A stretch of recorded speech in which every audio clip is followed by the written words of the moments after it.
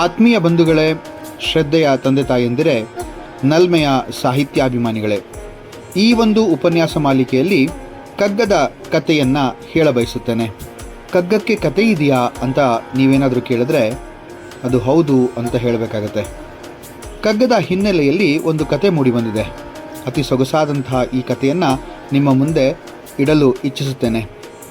ಇಲ್ಲಿ DVG ಅವರು ಅವರ ಸೋದರ ಮಾವನ ಬಗ್ಗೆ ಮತ್ತು ಅವರ ನಡುವೆ ಇದ್ದಂತಹ ಒಂದು ಸುಂದರವಾದಂತಹ ಬಾಂಧವ್ಯವನ್ನು ಎಳೆಯಾಗಿ ಬಿಚ್ಚಿಡ್ತಾರೆ. ಈ ಕಗ್ಗದ ಕಥೆಯನ್ನು ಯಾಕೆ ಹೇಳ್ತಾ ಇದ್ದೇನೆ ಅಂತಂದರೆ, DVG ತಮ್ಮ ಮಾವ ಬರೆದಂತಹ ಹೊತ್ತಿಗೆಯಿಂದ ಸುಮಾರಷ್ಟು ಪದ್ಯಗಳನ್ನು ಹೆಕ್ಕಿ ತೆಗೆದು ಅದನ್ನು ಮಂಕುತಿಮ್ಮನ ಕಗ್ಗ ಮಾಡಿದ್ದಾರೆ ಅಂತ. ಅದು ಸುಳ್ಳು.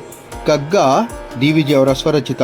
ಇಲ್ಲಿ ಕಗ್ಗದ ಮಾತನ್ನು ಹೇಳೋದಾದರೆ, ಈ ಕಥೆಯಲ್ಲಿ ಬಹಳ ಸ್ವಾರಸ್ಯಕರವಾದಂತಹ ಒಂದು ವಿಚಾರವನ್ನು DVG ಅವರು ಹೇಳ್ತಾರೆ.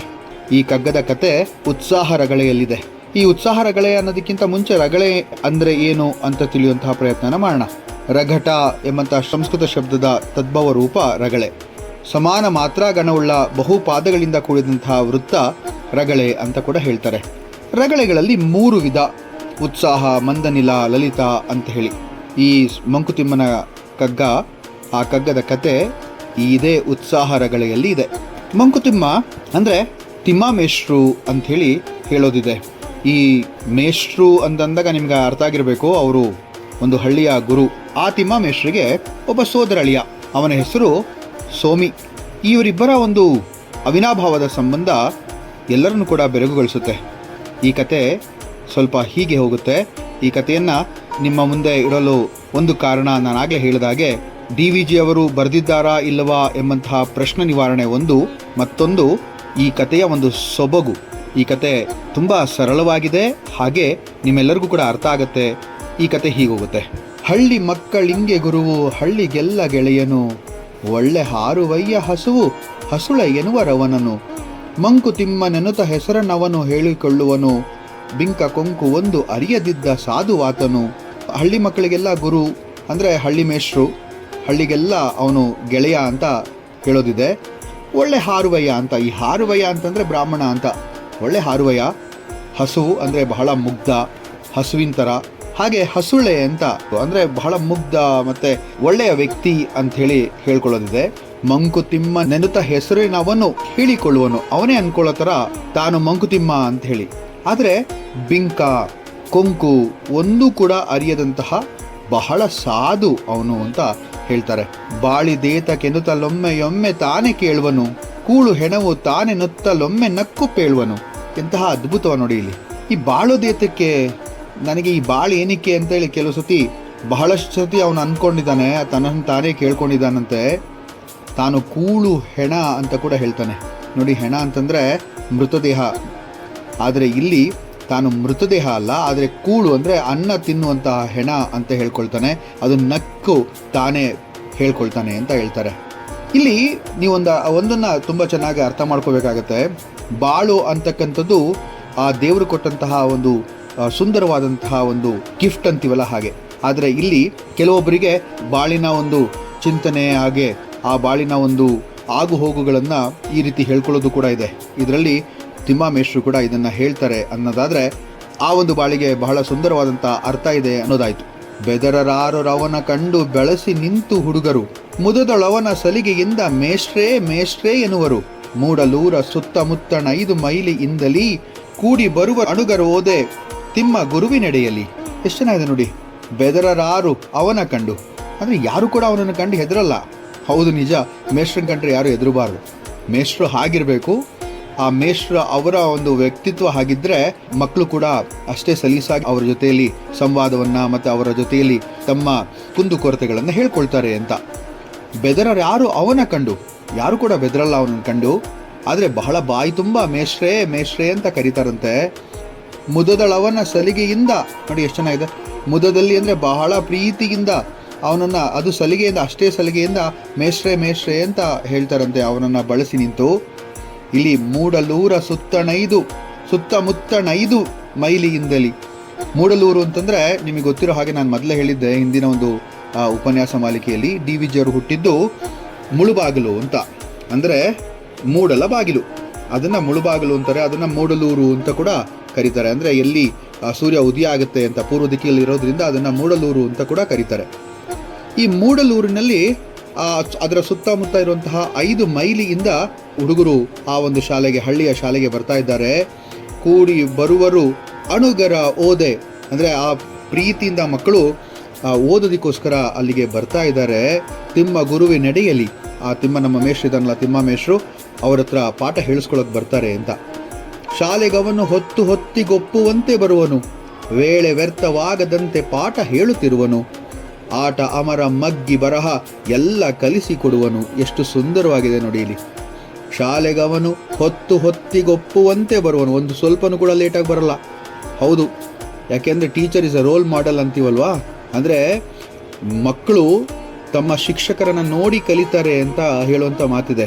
ಅದರಿಂದ ಶಿಕ್ಷಕ ಅಪರಿಮಿತ ಪ್ರತಿಮಾ ಆಗಿರಬೇಕು ಅಂತ, ಅಂದರೆ ತಾನು ಏನು ತನ್ನ ಮಕ್ಕಳಿಗೆ ಹೇಳಕ್ಕೆ ಹೊರಟಿದ್ದಾನೆ ಹಾಗೆ ತಾನು ನಡ್ಕೋಬೇಕು ಅಥವಾ ನುಡಿಬೇಕು ಅಂತ ಹೇಳಿ. ಈಗಿನ ಕಾಲದಲ್ಲಿ ಹೇಳ್ತಾರಲ್ವಾ, ನಾನು ನುಡಿದಂತೆ ನಡೆ, ಆದರೆ ನಾನು ನಡೆದಂತೆ ನಡೆಯಬೇಡ ಅಂಥೇಳಿ. ಅಂದರೆ ನಾನು ಮಾಡಿದ್ದನ್ನು ನೀನು ಮಾಡಬೇಡ, ನಾನು ಹೇಳಿದ ಮಾತ್ರ ನೀನು ಮಾಡು ಅನ್ನೋ ಥರ. ಅದು ಕೂಡ ಈಗಿನ ಕಾಲದಲ್ಲಿ ಬಹಳ ಸುಂದರವಾಗಿ ಒಪ್ಕೊಳ್ಳುವಂಥ ಮಾತಾಗ್ಬಿಟ್ಟಿದೆ ಈಗಿನ ಕಾಲದಲ್ಲಿ. ಶಾಲೆಗೆ ಅವನು ಹೊತ್ತಿಗೆ ಒಪ್ಪುವಂತೆ ಬರ್ತಾನೆ, ವೇಳೆ ವ್ಯರ್ಥವಾಗದಂತೆ. ಎಷ್ಟು ಚೆನ್ನಾಗಿದೆ ನೋಡಿ ಇಲ್ಲಿ. ಒಂದು ಸ್ವಲ್ಪನೂ ಕೂಡ ಸಮಯ ಅವನು ವ್ಯರ್ಥ ಮಾಡಲ್ಲ. ತನಗೆ ಕೊಟ್ಟಂತಹ ನಿರ್ದಿಷ್ಟವಾದ ಸಮಯದಲ್ಲಿ ಅವನು ತನ್ನ ಪಾಠವನ್ನು ಹೇಳ್ಕೊಡ್ತಾನೆ ಅಂತ ಆಗಿದೆ.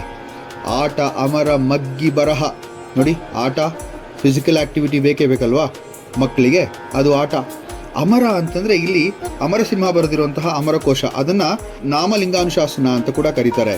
ಇದು ನಾಮಲಿಂಗಾನುಶಾಸನ ಅಂತಂದರೆ ಈ ನಾಮಪದದ ಒಂದು ಪೂರ್ಣವಾದಂಥ ಡಿಕ್ಷನರಿ ಅಂತ ಕರಿಬೋದು. ಅದನ್ನು ಈ ಭಾಷಾ ಕೌಶಲ್ಯ ಪಡೆಯೋದಕ್ಕೆ ಬಹಳ ಸುಂದರವಾಗಿ ಬೇಕಾದಂಥ ಒಂದು ಪ್ರಮುಖವಾದಂಥ ಅಂಶ ಅಂದರೆ ನಾಮಪದ. ಈ ನಾಮಪದಗಳನ್ನು ಸೂಚ್ಯವಾಗಿ ಹೇಳಿರುವಂಥ ಒಂದು ಹೊತ್ತಿಗೆ ಅಥವಾ ಶಾಸ್ತ್ರ ಅಂತಂದರೆ ಈ ಅಮರಸಿಂಹ ಬರೆದಿರುವಂತಹ ಅಮರಕೋಶ ಅಥವಾ ನಾಮಲಿಂಗಾನುಶಾಸನ ಅಂತ ಹೇಳಿದ್ನಲ್ಲ ಆಗಲೇ ಅದು. ಇಲ್ಲಿ ಆಟ, ಪಾಠ, ಮಗ್ಗಿ ಅಂದರೆ ಅರ್ಥಮೆಟಿಕ್, ನಿಮ್ಗೆ ಗೊತ್ತಿದೆ, ಮಗ್ಗಿ ಬರಲೇಬೇಕು. ಆ ಮಗ್ಗಿ ಎಲ್ಲ ಕಲಿಸಿಕೊಡ್ತಾನೆ.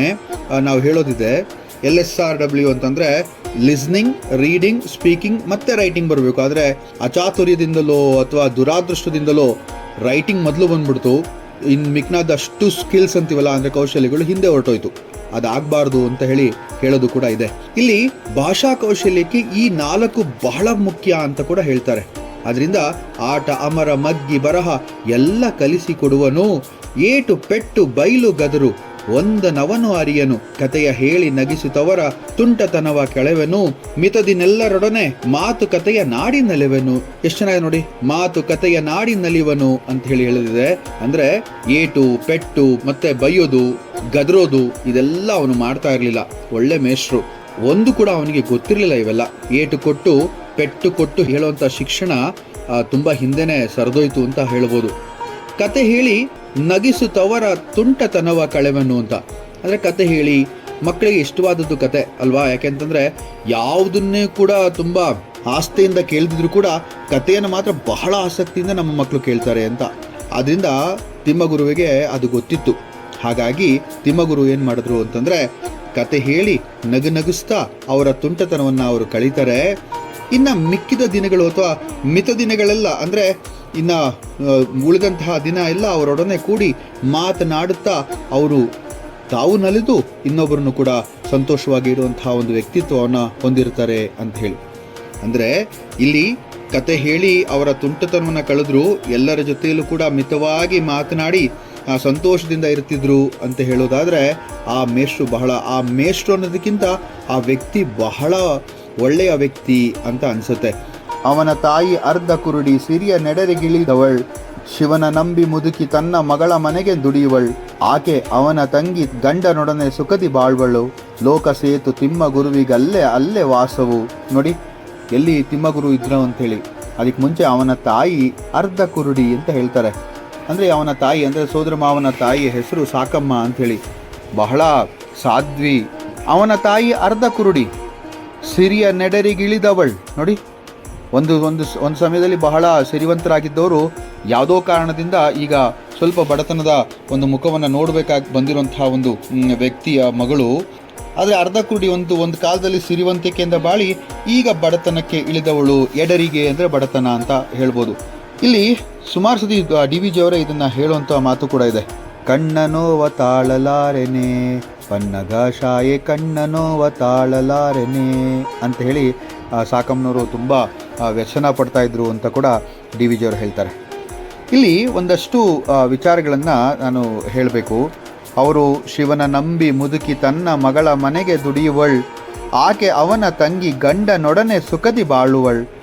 ಶಿವನ ನಂಬಿ ಆ ಮುದುಕಿ ತನ್ನ ಮಗಳ ಮನೆಯೊಳಗೆ ಅಲ್ಲೇ ದುಡಿತಾ ಇದ್ದಾಳೆ. ಅವಳು, ಅವನ ತಂಗಿ ಮತ್ತು ಗಂಡನೊಡನೆ ಇವಳು ಸುಖವಾಗಿದ್ದಾಳೆ ಅಂಥೇಳಿ ಸಂಬಂಧಗಳ ಒಂದು ಸುಂದರವಾದಂಥ ಒಂದು ಕಲ್ಪನೆ ಇಲ್ಲಿ ಕಾಣುತ್ತೆ. ಲೋಕಸೇತು ತಿಮ್ಮ ಗುರುವಿಗಲ್ಲೇ ಅಲ್ಲೇ ವಾಸವು. ಆದರೆ ಇವರು ಅಲ್ಲೇ ಇರ್ತಾರೆ. ಲೋಕಸೇತು ಇವನು ತಿಮ್ಮಗುರು, ಯಾಕೆಂತಂದರೆ ಮೇಷ್ಟ್ರಾದವನು, ಜ್ಞಾನದ ಒಂದು ವಾಹಿನಿಯನ್ನು ಹರಿಸ್ತಕ್ಕಂಥವನು. ಅವನು ಅಲ್ಲೇ ತಮ್ಮ ತಂಗಿಯ ಒಂದು ಮನೆಯೊಳಗೆ, ಯಾಕೆಂದರೆ ಈ ತಂಗಿ ಅಂತಂದರೆ ಅಲ್ಮೇಲಮ್ಮ, ನಾನು ಆಗಲೇ ಹೇಳಿದೆ ನಿಮಗೆ, ಡಿ ವಿ ಜಿ ಅವರ ತಾಯಿ, ಅವರ ಒಂದು ಮನೆಯಲ್ಲೇ ಅವರ ಗಂಡ ಮತ್ತು ಆ ಮಗು, ಈಗ ನೀವು ಮಗು ಆಗಿಲ್ಲ, ಅವರ ತಂಗಿಯ ಮನೆಯಲ್ಲೇ ಅವರು ಅಲ್ಲಿ ಇರ್ತಾರೆ ಅಂಥೇಳಿ ಹೇಳೋದಿದೆ. ಇದು ಈ ಒಂದು ಕಥೆಯ ಒಂದು ಮಾಲಿಕೆ ಒಂದು 2-3 ಆಗಬಹುದು ಅಂದ್ಕೊಂಡಿದ್ದೀನಿ. ಯಾಕೆಂತಂದರೆ ಒಂದೇ ಸತಿ ಎಲ್ಲ ಹೇಳ್ಬಿಟ್ರೆ ಕೇಳಲು ಸ್ವಲ್ಪ ಇದಾಗಬಹುದು. ಆದ್ದರಿಂದ ಇಲ್ಲಿಗೆ ನಾನು ಈ ಒಂದು ಕಥಾ ಮಾಲಿಕೆಯನ್ನು ನಿಲ್ಲಿಸಿ ಮುಂದಿನ ಕಥಾ ಮಾಲಿಕೆಯಲ್ಲಿ ಇನ್ನು ಉಳಿದಂತಹ ಒಂದು ಭಾಗವನ್ನು ಹೇಳುವಂಥ ಪ್ರಯತ್ನ ಮಾಡ್ತೇನೆ. ನಮಸ್ಕಾರ.